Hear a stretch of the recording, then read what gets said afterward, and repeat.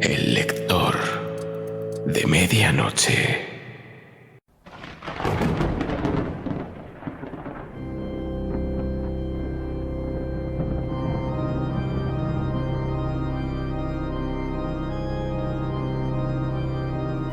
El castillo Pátula ha albergado durante siglos a una cruel dinastía de malvados patos vampiros, los condes de Pátula.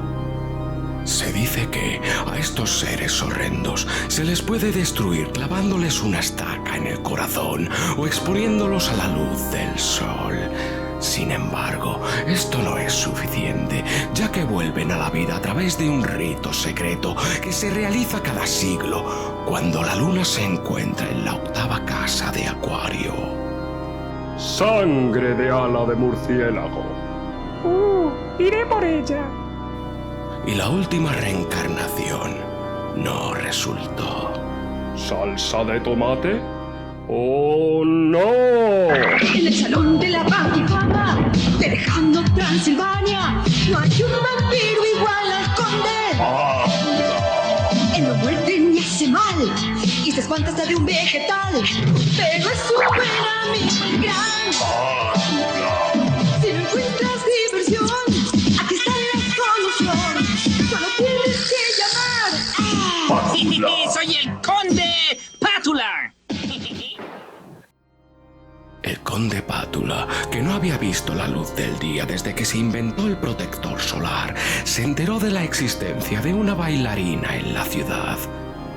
El rumor no llegó por el boca a boca, sino por el mensaje de Igor, su mayordomo jorobado y más cínico que un gato con corbata.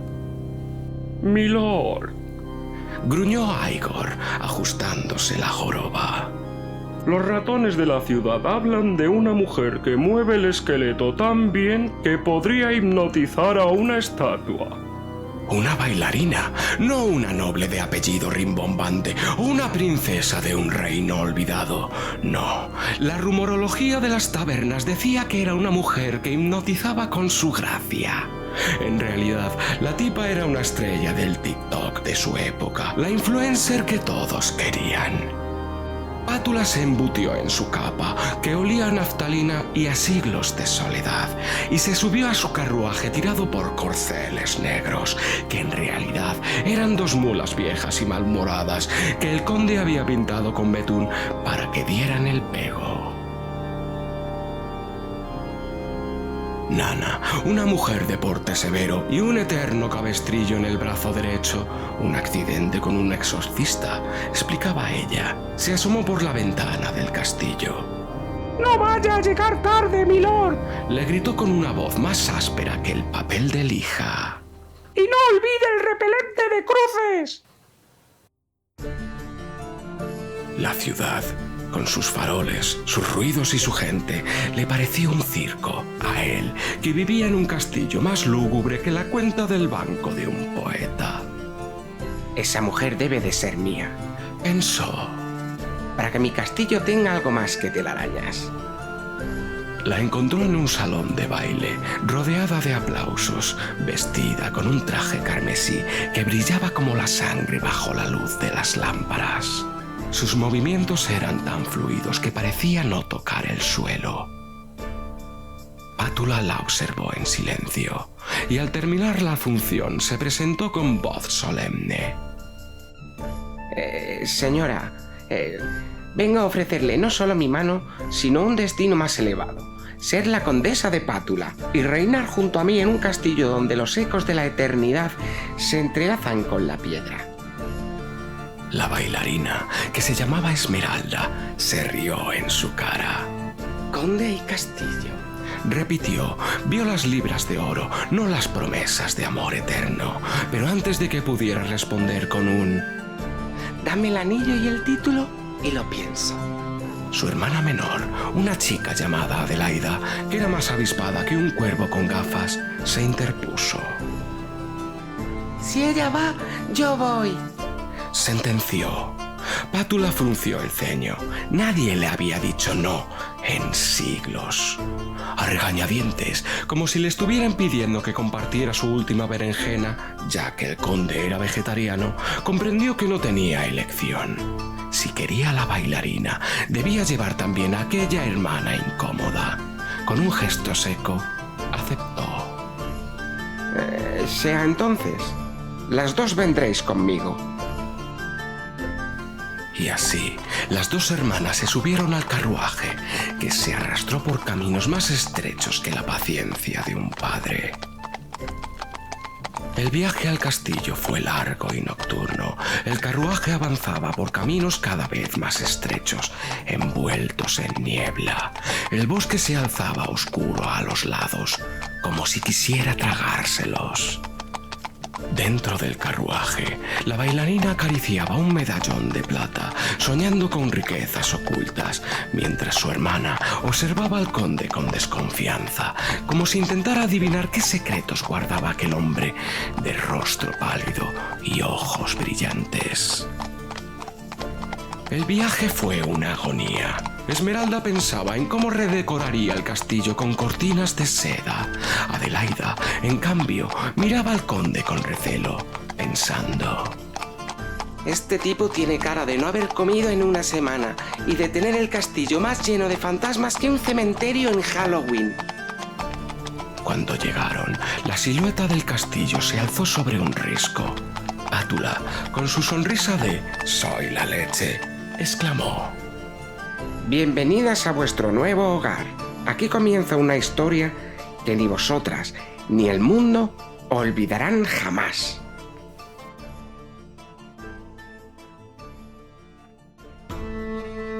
El castillo, que era más oscuro que el fondo del alma del conde, se llenó de luces y de ecos de música. Pátula había convocado a sus amigos, viejos vampiros de la corte, algún que otro fantasma aburrido y un par de invitados de reputación dudosa, como el tío que te pide dinero prestado y luego no te lo devuelve. Esmeralda bajó la escalera con un vestido esmeralda. Claro, era un poco obvia, pero ¿qué se le iba a hacer? Y aunque la bailarina sonrió, pensando en los tesoros que pronto disfrutaría, su hermana sintió un escalofrío. Sabía que aquel lugar no ofrecía refugio, sino una trampa disfrazada de promesa. Pátula alzó su copa de vino, que en realidad contenía zumo de uva, porque no había ni una gota de vino en el castillo. Levantó el brazo y anunció: amigos míos, hoy celebramos el renacer de mi linaje. La gente aplaudió, o eso creyó el conde. En realidad, los vampiros e invitados se reían entre ellos porque sabían que el linaje de Pátula era tan renaciente como el primer vuelo de un pingüino. Ella Señaló a la bailarina. será mi esposa, la nueva señora de este castillo, y juntos daremos inicio a una nueva era.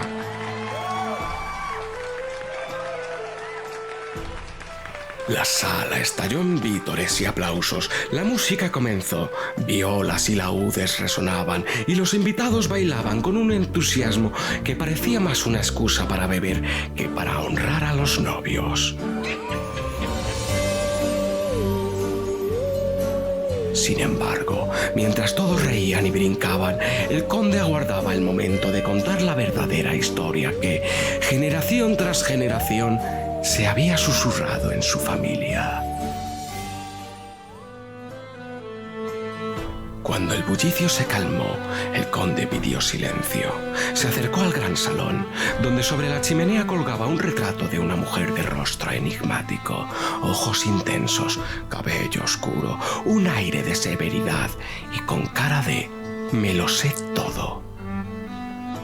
Permitidme hablaros de mi antepasada, la condesa Isolda de Pátula. Mientras Pátula hablaba, Igor y Nana observaban desde las sombras. Otra vez con el cuento de la tía abuela, murmuró Igor.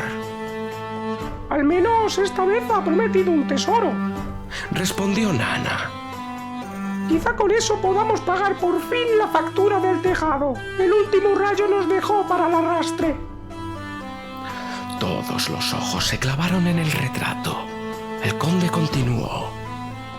Vivió en tiempos de guerra y traición, cuando los ejércitos cruzaban estas tierras y la codicia de los hombres no conocía límites. La condesa Isolda era astuta, más que muchos de los caballeros que la rodeaban. Se decía que había amasado una fortuna inmensa, compuesta por joyas, monedas de oro y reliquias de tiempos lejanos.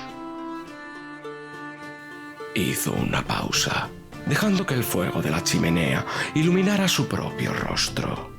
Pero Isolda desconfiaba de todos, de sus sirvientes, de sus aliados, incluso de su propia sangre. Así, una noche, mientras el castillo dormía, ocultó un cofre en un lugar secreto de estas murallas. Nadie supo nunca dónde.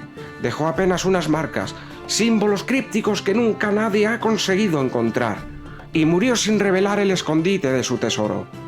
Aunque en ocasiones aparece por las estancias del castillo maldiciendo mi estampa. Los invitados intercambiaron miradas nerviosas. Algunos sonrieron de codicia, otros con incredulidad. El conde prosiguió, bajando la voz, casi en un susurro. Mi familia ha buscado durante generaciones ese cofre y jamás ha sido hallado. Pero yo estoy convencido de que el destino me ha elegido a mí para encontrarlo. Al pronunciar estas palabras, la novia inclinó la cabeza hacia él y sonrió, con un brillo calculador en los ojos. Ella no buscaba cuentos románticos, sino riquezas palpables, y esa leyenda, aquella promesa de oro enterrado bajo piedra y sangre, era más seductora que cualquier joya que pudiera mostrarle. La fiesta continuó con risas, brindis y música, pero en el aire quedó flotando la semilla de la ambición, porque en aquel salón, iluminado por las antorchas, vigilado por el retrato severo de la condesa Isolda y de todos los antepasados del conde, los invitados empezaban a preguntarse lo mismo. ¿Y si el tesoro realmente existía? El conde Pátula se volvió un adicto a la búsqueda del tesoro. Pasaba las noches revisando cada rincón del castillo. Bueno, mayormente solo revisaba la cocina y el baño, porque el resto del castillo le daba pereza. Esmeralda, motivada por la avaricia, y Adelaida, por el simple aburrimiento, lo seguían en sus expediciones. Una madrugada, el conde descubrió en una galería olvidada del ala norte una baldosa con un símbolo que vio de niño, un cuervo tallado con torpeza.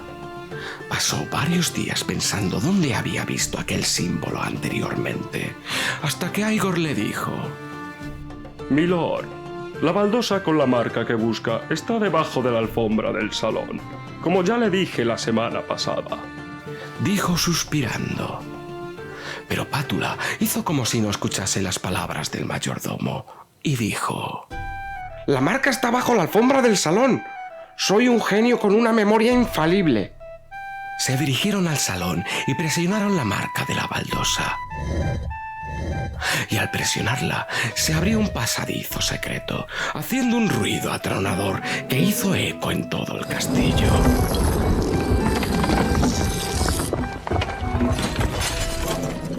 La baldosa desveló una escalera que descendía hacia las entrañas del mismo. Nana, desde la cocina, escuchó el estruendo. ¿Y ahora qué ha roto ese hombre? Gruñó, dándole una patada a una olla. Lo que ignoraban todos es que el trovador de la fiesta se había estado ocultando en el castillo, observando todas las expediciones del conde, con el fin de arrebatarle el tesoro. El trovador era un tipo con cara de pocos amigos y con un gorro de bufón que le hacía parecer un payaso. El pasadizo los condujo a una cámara circular, iluminada por antorchas que se encendían a su paso, como si el lugar llevase siglos esperando a que alguien pasara por él en aquel momento. En el centro, un sarcófago de piedra con inscripciones familiares custodiaba el cofre de hierro encadenado. El conde, maravillado, se arrodilló y exclamó: Aquí yace el legado de mi estirpe. Con este tesoro construiremos un futuro eterno y podremos reparar las goteras del castillo. La novia y la hermana se miraron con avidez, pero en ese instante el trovador reveló su verdadera identidad. Desenmascarándose, con voz grave, declaró: Ese tesoro nos pertenece. Fue robado por vuestro linaje a quienes sirvieron y murieron en este castillo. Yo soy el último heredero de aquellos siervos y esta riqueza debe de volver a manos justas. Un tenso silencio llenó la cámara. El conde, enfurecido, juró que jamás renunciaría al legado familiar. La novia, en cambio, dudó. La codicia la tentaba, pero también vio en el trovador una oportunidad de librarse del dominio y de la pobreza del conde. La tensión estalló en una confrontación. Las antorchas se apagaron y las voces de los presentes reclamaron el cofre como suyo. El cofre se abrió en medio del caos, revelando no solo joyas y monedas, sino también un manuscrito, un pacto de sangre, firmado por la antepasada del conde. Aigor apareció de sorpresa y miró por encima del hombro del conde Pátula. Es un pagaré. Susurró. De su tatarabuela a mi tatarabuelo, por la construcción de un calabozo. Con intereses, milord. Intereses que ahora deben pagarse. Diantres, mi gozo en un pozo. Dijo el conde. Un viento helado recorrió la cámara y una voz femenina, espectral, susurró desde las piedras: El que tome este tesoro pagará mi deuda. Así, finalmente, Aigor se hizo con el tesoro y no le dio ni una triste moneda al conde. Algunos dicen que el trovador desapareció con Adelaida. Otros murmuran que Esmeralda se casó con uno de los fantasmas decapitados que asistieron a la fiesta y que juntos abrieron un taller de costura en la ciudad. Lo único cierto es que, desde aquella noche, el castillo de Pátula se convirtió en un mausoleo de ecos. A veces, cuando la luna está roja, puede oírse música lejana, acompañada de un grito desgarrador del conde, condenado a vagar eternamente, buscando un tesoro que jamás comprenderá. Porque el verdadero legado de su estirpe no era ni oro ni joyas, sino la maldición de la codicia.